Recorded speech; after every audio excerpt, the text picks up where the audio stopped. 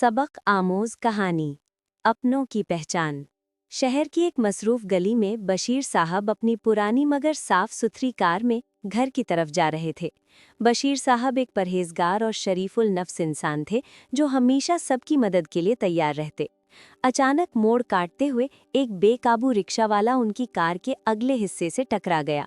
एक जोरदार आवाज आई और कार की हेडलाइट चकनाचूर हो गई। रिक्शावाला गरीब था, वो हाथ जोड़कर माफी मांगने लगा। बशीर साहब ने उसे कुछ न कहा और कार से उतरकर नुकसान देखने लगे। अभी वो कार की हेडलाइट और बम्पर पर पड़ने वाली खराशें देख ही रहे थे कि उनका एक दूर का भतीजा असलम वहां आ पहुंचा। असलम शहर में अपनी मक्कारी और लालच की वजह से बदनाम था, मगर बशीर साहब के सामने हमेशा बहुत मुखलिस बनने की कोशिश करता। असलम ने कार की हालत देखी तो उसकी आंखों में चमक आ गई। उसने हमदर्दी भरे लहजे में कहा, चाचा जी, ये क्या हो गया? इतनी प्यारी कार का सत्यानाश कर दिया उस रिक्शा वाले ने। आप परेशान ना हो, मैं हूं ना, मैं अभी मार्केट से रेट पता करता हूँ। मेरी पहचान के बहुत लोग हैं यहाँ। असलम ने बशीर साहब के सामने ही अपने एक दोस्त दुकानदार को फ़ोन किया।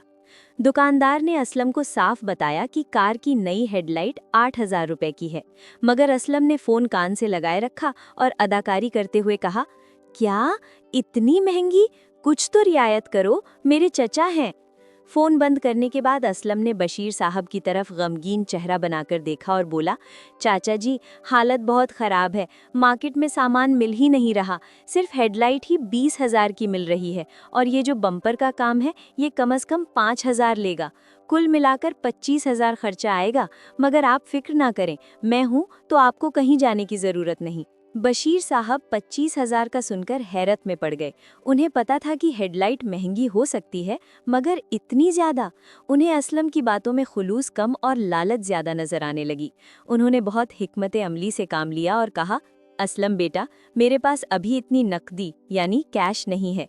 मैं ज़रा एटीएम से पैसे निकलवा लूँ, तुम तब तक यहीं रुको। असलम खुशी से फूले नहीं समा रहा था। वो दिल ही दिल में हिसाब लगा रहा था कि आज तो चचा से 15,000 रुपए सीधा मेरी जेब में आएंगे। दूसरी तरफ बशीर साहब ने एटीएम जाने के बजाय थोड़ी दूर खड़े एक और मैकेनिक की दुकान का रुख किया। उन्होंने उस मैकेनिक को कार की तस्वीर दिखाई और खर्चे का पूछा।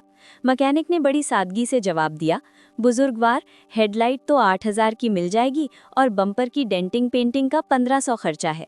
10,000 से भी कम में कार बिल्कुल नहीं जैसी हो जाएगी। बशीर साहब का दिल ये सुनकर दुख से भर गया। उन्हें नुकसान का दुख नहीं था, बल्कि इस बात का दुख था कि उनका अपना खून उन्हें लूटने की कोशिश कर रहा था।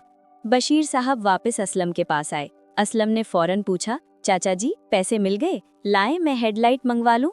बशीर साहब ने असलम की आंखों में देखा और बड़ी शफकत से कहा, नहीं बेटा, एटीएम में कुछ मसला था, पैसे नहीं निकल सके। मैंने सोचा है कि अभी कार घर ले जाता हूँ, बाद में कभी सुकून से बनवा लूँगा। तुमने इतना वक्त दिया, तुम्हारा बहुत शुक्रिया। असलम का चेहरा उतर गया। उसके हाथ आया शिकार निकल गया था। उसने कोशिश की कि चचा को रोक सके, मगर बशीर साहब कार में बैठकर जा चुके थे। घर जाते हुए बशीर साहब बस यही सोच रहे थे कि दुश्मन से लड़ना आसान है, मगर उस अपने से बचना मुश्किल है जो हमदर्दी का मखौटा पहनकर आपकी जड़ काट रहा हो। रिश्तों की बुनियाद भरोसे और सच्चाई पर होती है। जो शख्स लालच में आकर अपनों को धोखा देता है, वो चंद पैसे तो कमा लेता है, मगर अपना वक़ार और रिश्ता हमेशा के लिए खो देता है।